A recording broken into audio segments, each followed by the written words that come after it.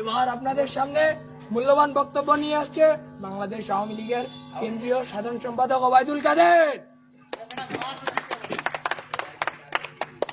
আমরা করতালি দিয়ে অভিনন্দন জানাবো।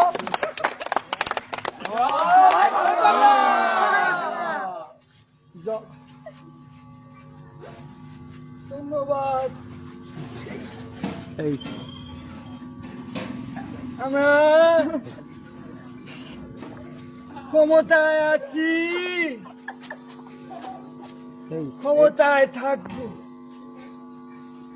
কিসের বিএনপি?